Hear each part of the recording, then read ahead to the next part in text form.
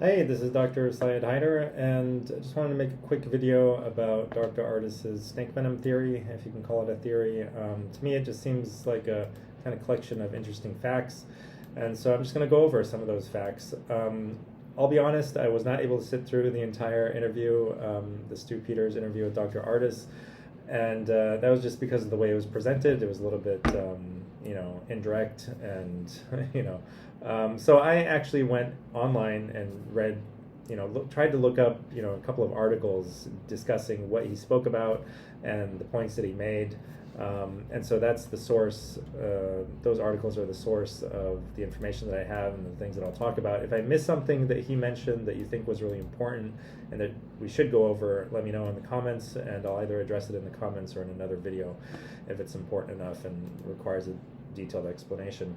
So just to jump right in here, my understanding is that there's a similarity between proteins in snake venom and the spike protein in COVID-19.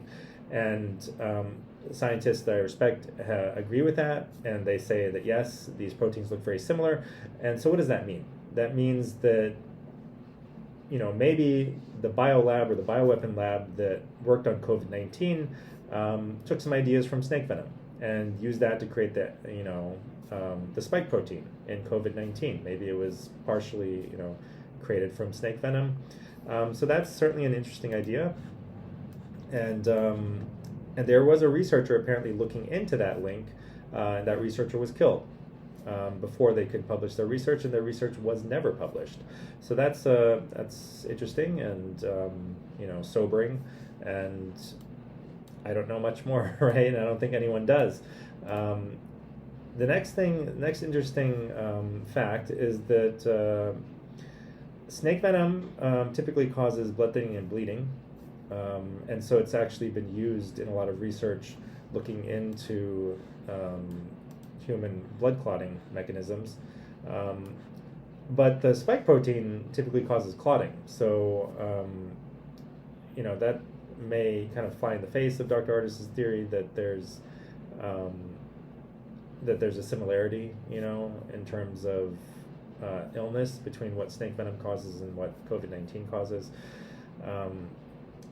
Then the next interesting fact is that remdesivir causes blood thinning. Remdesivir obviously is the only medication that the FDA approved for treatment of COVID-19, and it was initially at least.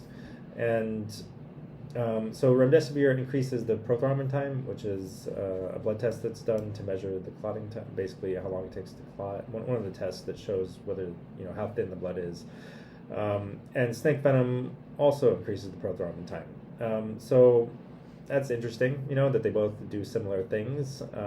But remdesivir is not snake venom, and it doesn't have any similarity to snake venom. So unlike the spike protein, remdesivir doesn't seem to have been derived from snake venom in any way at all. And if anything, the fact that remdesivir prolongs the prothrombin time might suggest that it would help for COVID, because COVID actually causes clotting. It doesn't cause blood thinning, and the spike protein has clotting effects, not blood thinning effects.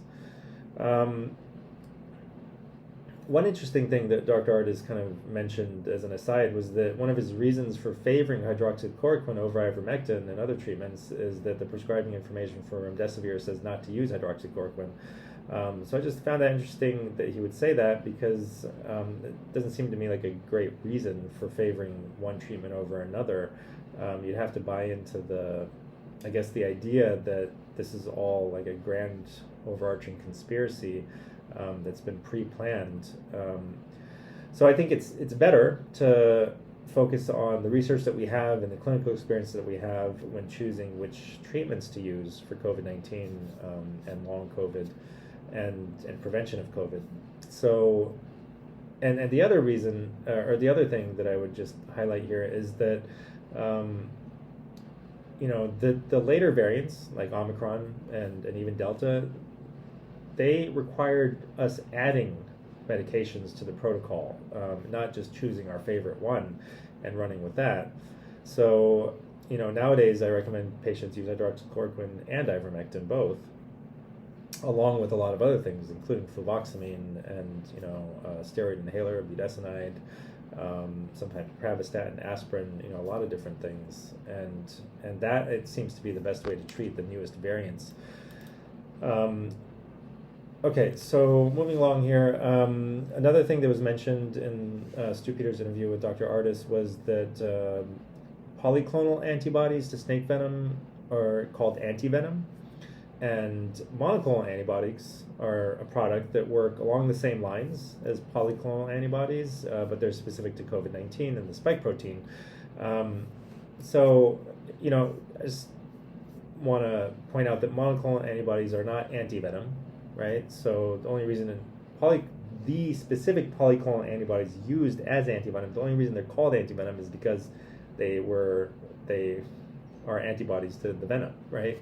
And so just the fact that you're using a similar product, using antibodies to treat something, that in itself doesn't mean that it has a similarity to some other disease that you also use antibodies to treat.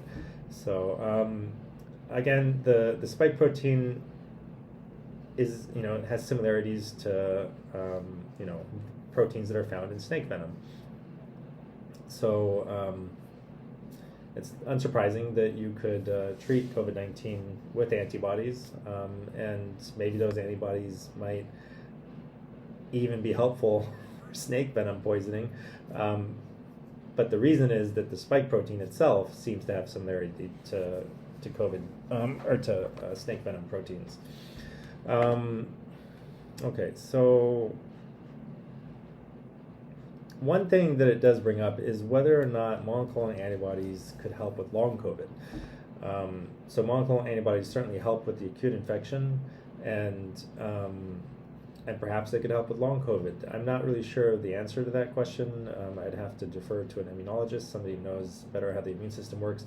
My understanding is that the spike, or the S1 subunit of the spike protein, is inside of non-classical monocytes. As far as I'm aware, they're not presenting that antigen on their surface to the outside so that it's visible. So as far as I understand, monoclonal antibodies would not help unless the spike protein was on the surface of the monocytes or free floating in the body, and that doesn't seem to be the case with long COVID.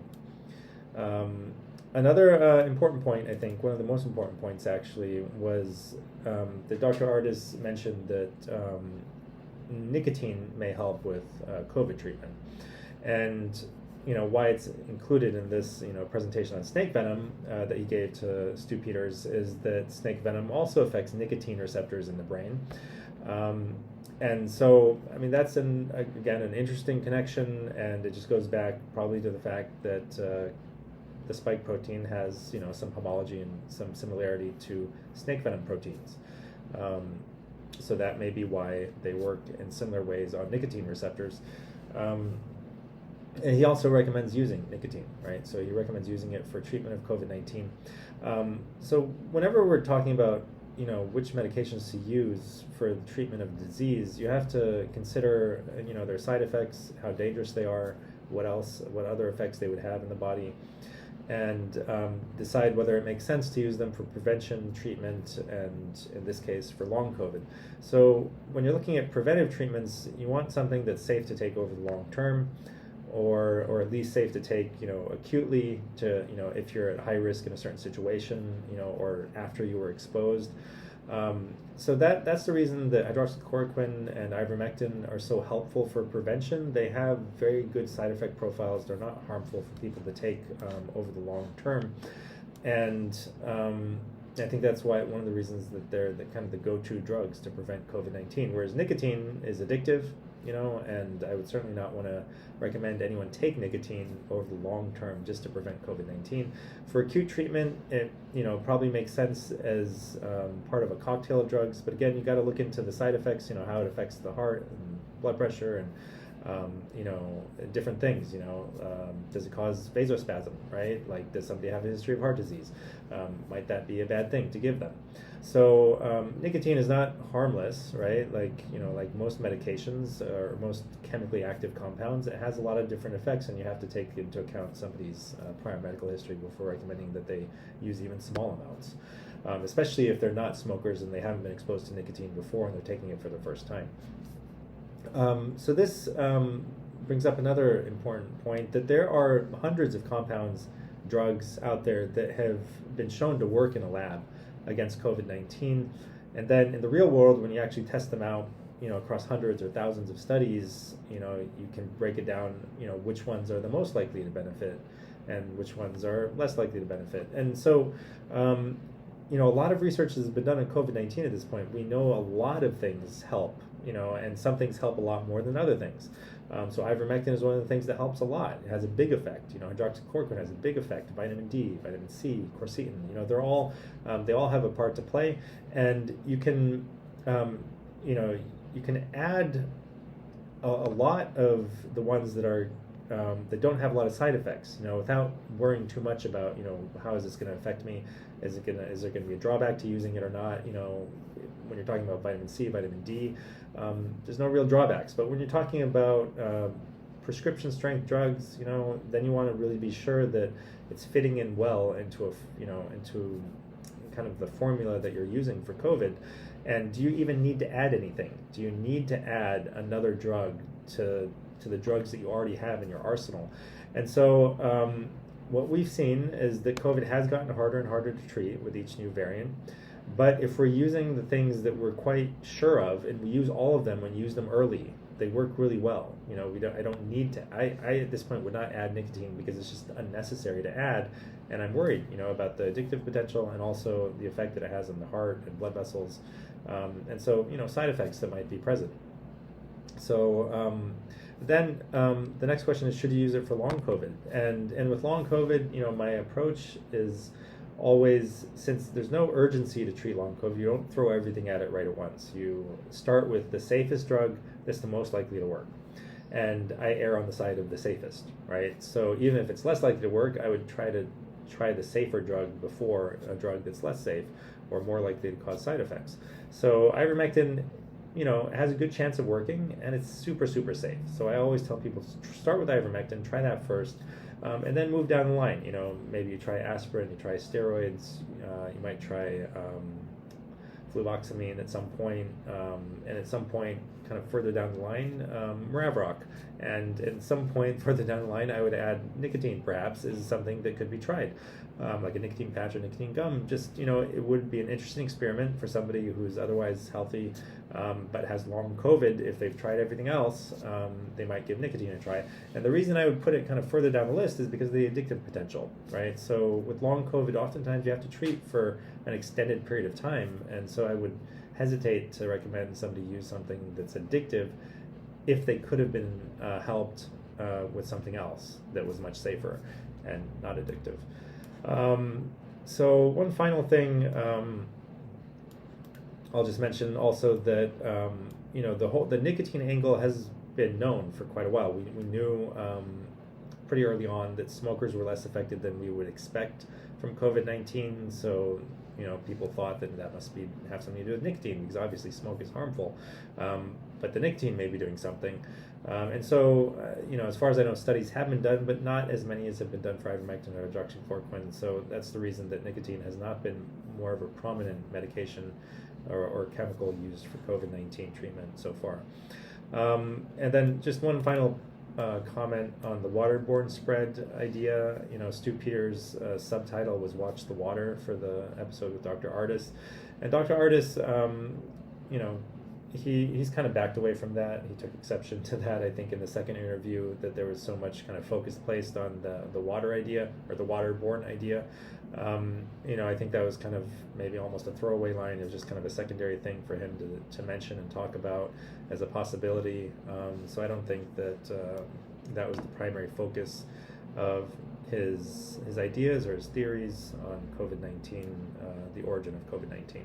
So to wrap this up, I think there's two important things that this, Dr. Ardis's, theory highlight. So number one, this was likely a bioweapon, right? And it was either leaked or it was released on purpose into the world. And the variants may have also been leaked or released on the world. And so who did that, who developed it, who released it, and why. Okay, so I think that we need to answer that question and hold those people accountable to prevent this from ever happening again. And the second thing that's really important and highlighted by the theory that he's putting forward is that it may help us determine better treatments for acute and long COVID. So nicotine deserves to be looked into further. Monoclonal antibody treatments deserve to be looked into further, and so I think those are the two most important things that come from his talk and the ideas here about snake venom. So if you enjoy this video, please like it and subscribe to the channel and share it, spread it widely, and I think it's important that we continue to spread knowledge and understanding about COVID-19 and to help people to wake up to what's going on. All right, until next time, thanks.